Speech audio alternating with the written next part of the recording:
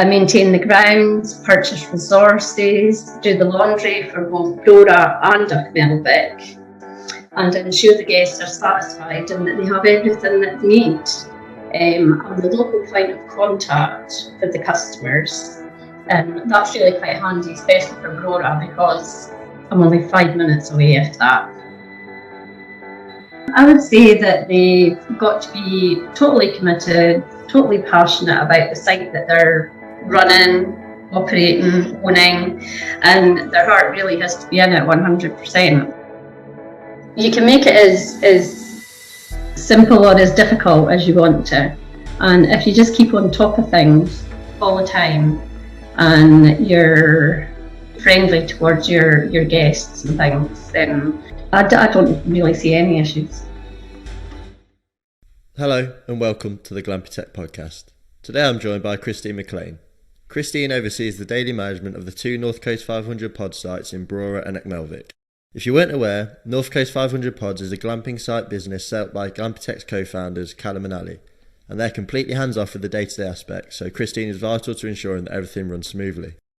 You may be listening to this because you're thinking of setting up your own glamping site and you want to be involved in the everyday management of the business. In that case, Christine gives you an insight into the duties involved and how it can be such a rewarding lifestyle.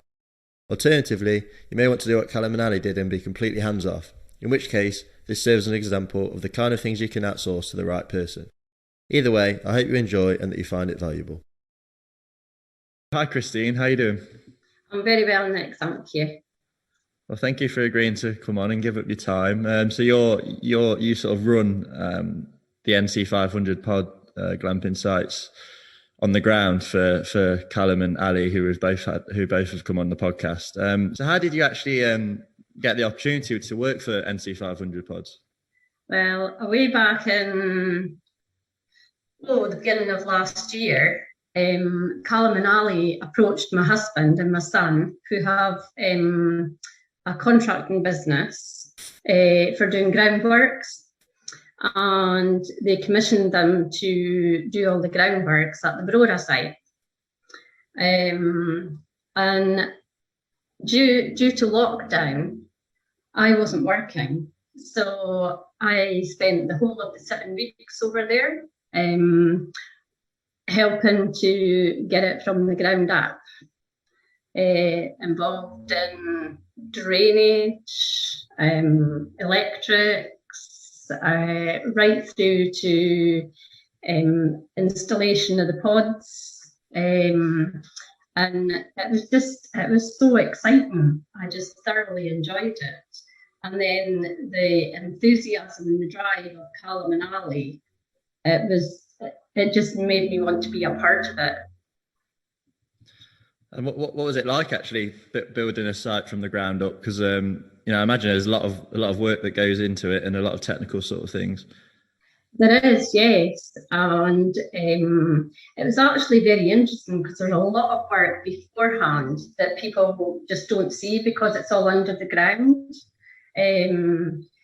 Like I say, you've got to dig out the drains, put the drainage in, you've got electrics to run, water, and getting it to go round the site, but then go to each individual pod base.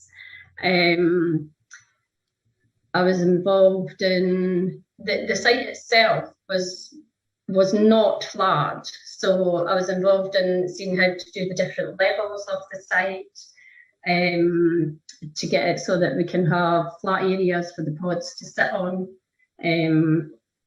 seeing how the concrete bases go in, and like I say, one of the most exciting bits was watching the pods being delivered and being part of sighting them on the concrete pads. It was just amazing.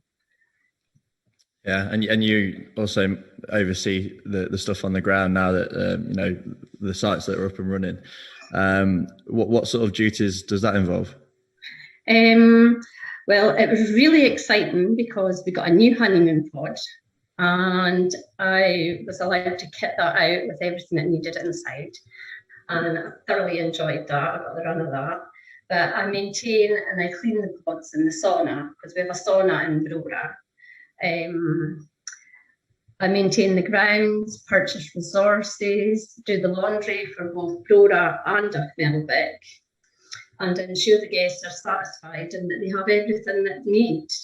I'm the local point of contact for the customers, and that's really quite handy, especially for Brora, because I'm only 5 minutes away, if that.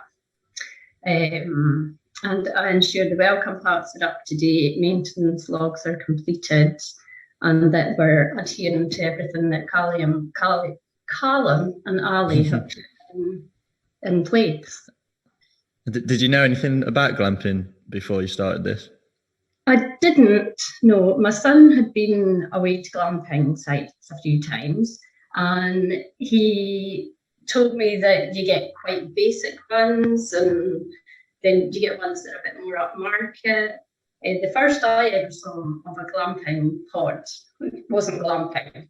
It was like these little upturned boats, and it was in I'm trying to Applecross. I saw it, and it was basically just 2 shelves, and you take your sleeping bag in. But these pods, when I saw them, it's just luxury, and it's just home from home. It's absolutely amazing. You've got everything that you need, and it's just so comfortable. Yeah, I think that's why it's so popular. It's the luxury side of it mixed with being able to sort of reconnect with nature, if you like. How often do you deal with guests face to face on a daily basis? I try to see in normal times, obviously. I try to see them at least once during their stay, basically so that they can put a face to a name, and just to make sure that they've got everything they need. And obviously, if there's any issues or that, they can phone me and I'll go over. But I'm there most days at some point.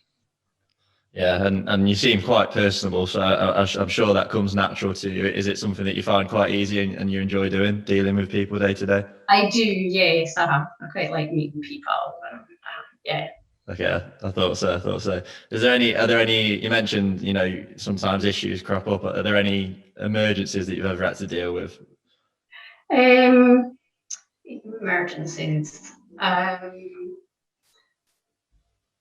As far as guests are concerned, we had one family that kind of ran out of toilet roll. All right. I shoot over and restock them with toilet roll. The kids had used it all. But yeah, one of the main things was when I started working with NC 500 pods, I was working in a nursery just before it, and so I was doing 2 jobs theoretically, and at the time we had loads of 1-night stays, and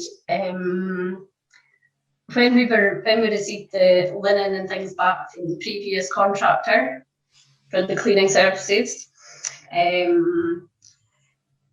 we had to do such a quick change around because we didn't have enough to not have to keep it laundered to keep it going. So, but we quickly overcame that as Callum and Ali purchased additional linen and towels, etc. So we have now got enough to cover 2 full weeks in both sites. So it's a lot more manageable now, yeah. But that was it's going to be the most trying time, so it was only ever going to get easier than that. Yeah. And you mentioned there how you're sort of on call for emergencies, like running out of toilet roll, and we spoke to Ali the other day, and he said, because a lot of people set up a glamping site to have it as a lifestyle, a nice job to have that earns them money.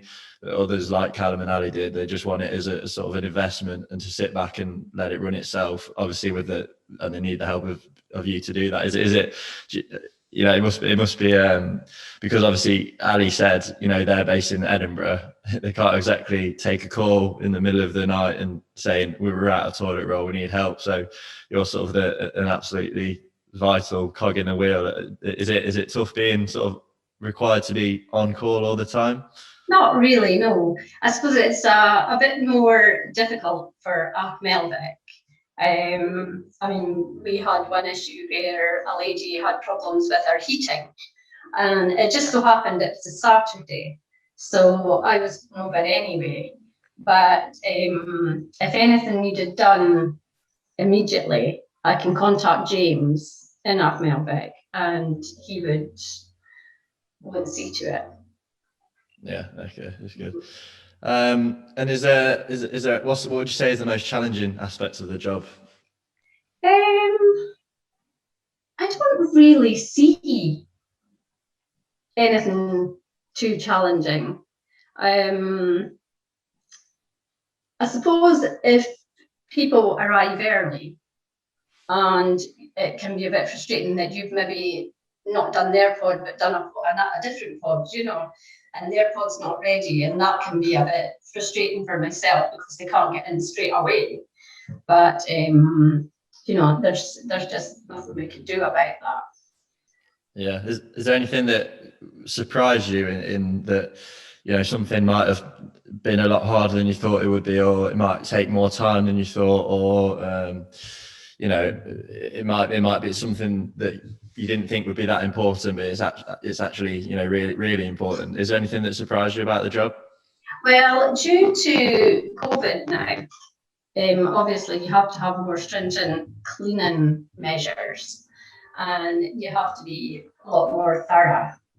And we have ovens and freezers and fridges in the pods. So, if the oven has been used and it's quite dirty, you're obviously going to have to clean that before someone comes in, and that can be time consuming. But yeah, it could take around an hour and a half to clean a pod. Yeah. And Ali mentioned, you spoke about COVID there. Ali mentioned that you did a COVID cleaning course recently, and you've put together a sort of COVID questionnaire policy. What does that entail? Yes, I did actually. Okay. It's one for a pre-arrival questionnaire and an exit questionnaire for the guests to complete. And it's just to find out if they've been to a country that's not on the travel corridors. Have they had any of the symptoms within the last 7 days before they come to the pod? Just so that we can be aware if anyone might have had or have COVID or a chance of COVID before they come, and have they had contact or cared for somebody that's been diagnosed for having COVID. Have they been in close contact with anybody that's travelled within the last 10 days to other countries? So that's basically the pre-arrival questionnaire. And then the exit questionnaire is similar. It's just asking while they've been staying in the pod, have they had any headache, shortness of breath, coughing and sneezing, the key symptoms of COVID, just so that we can get an idea of the level of cleaning that we need to do in the pod. Is that required by law, or is it just something you thought would be a good thing to do? It was something that was suggested by the people that I did the cleaning course with. And it felt it was just a really good way of finding out if the customers were safe to come to the pods. Yeah. Is it added much of a workload, or do you think it will add, once we open back up, do you think it will add much of a workload to what you already do with the whole COVID thing?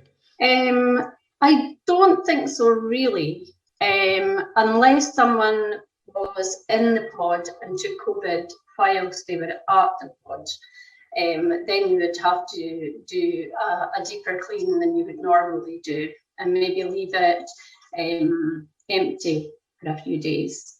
Yeah. But nothing too major. I think, certainly not enough to stop people opening up when everyone's desperate to go. I know our admin team, who sort of split their time between NC 500 pods and Glam Protect, they've been absolutely inundated with people asking about when we're opening up and all that. So a few minutes here and there doing extra checks. I don't imagine it's it's not a big deal in the grand scheme of things. I think today people are very aware of what they've personally got to do to keep it themselves and everybody else safe. I mean, we are installing hand sanitizers and things like that to the pods, so we are making it as safe as we can. Yeah. What would you say is the best thing about your job? Meeting the customers, knowing that they're happy, they're comfortable. I'm very proud of the Brora site, and knowing that I've done my best to make the guests stay relaxing, comfortable and pleasurable. That's the best part of my job. Yeah, and you must feel like you almost are a guest, because you overlook that site, don't you? You can see, I mean, you're saying earlier, just before we started recording, that you could see the pods looking all sad and lonely and empty at the minute because of lockdown. But yeah, it must be a nice location and place to live just right above a glamping site. It is. It's absolutely lovely, and when you look across, you can see people sitting outside their pods. You can see the kids running around. You can see them using the barbecue. And it's just absolutely lovely, just seeing people enjoying themselves and having a nice time. Yeah, and actually, living so close to it, were you aware when Callum and Ali put in the planning, put in the planning application to set up the site? Because I know sometimes local residents put in objections against glamping site developments. Were you aware of any of that, and were you aware of any objections that were around at the time? Yes, I was. Was it the gossip, the talk of the town? I didn't personally get asked about any objections, but yes, we did have a couple that weren't very keen on the glamping thing. But they've come round now. It made the build very interesting. Yeah. And a bit of laughter throughout the day. Yeah. But yeah, we've overcome that now, and being honest, the lady, she thinks it's wonderful, and realizes now they thought they were going to have people that were just partying all the time, and it's not like that at all. What does she like about it? Now that it's up and running? She likes the way that it's actually just fitted into the countryside. I mean, they have the adjacent croft, so they've got horses, so they're a bit concerned about the horses, and they've got 2 daughters, so they're concerned about their daughters. But no, there's everything's fine now.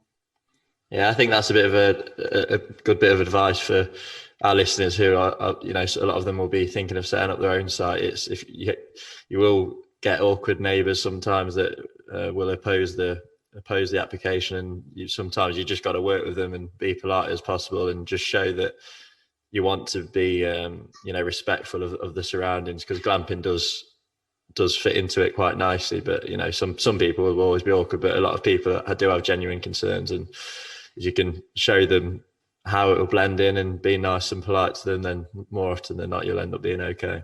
Yes, and it really does, and I'm looking at it just now, and it actually enhances the area. It's lovely and just enhances the area. You see it all up at night, it's lovely. Yeah. And so if you were, if someone who wants to set up their own glamping site and wants to run it themselves, or if someone's thinking of, working for a glamping site and doing your sort of job, would there be any one particular piece of advice that you'd give to them? I would say that they've got to be totally committed, totally passionate about the site that they're running, operating, owning, and their heart really has to be in it 100%. It's you can make it as simple or as difficult as you want to, and if you just keep on top of things all the time, and you're friendly towards your guests and things, then I don't really see any issues. And on a scale of 1 to 10, how excited are you for guests to come back and stay at the site? Definitely a 10. Perfect. Okay, well, thank you for your time. It's been really interesting. I mean, yeah, if people want to contact you and maybe ask a few questions on what it's like running a glamping site, have you got an email address that they can send them to? I do, yes, and I'd be quite happy to speak to them. It's Christine 10011963 @gmail.com. Perfect, and we'll put that in the in the comments as well, so anyone can copy and paste it. Okay, yeah, thank you for your time. That's been really great, and roll on the reopening of the sites. Thank you, Nick. It was lovely speaking to you. Thank you for listening to another episode of the Glampy Tech podcast. I hope you enjoyed and that you found value in today's episode. If you did, feel free to leave a rating and review on Apple Podcasts, as it really helps us move up the podcast rankings. Thank you.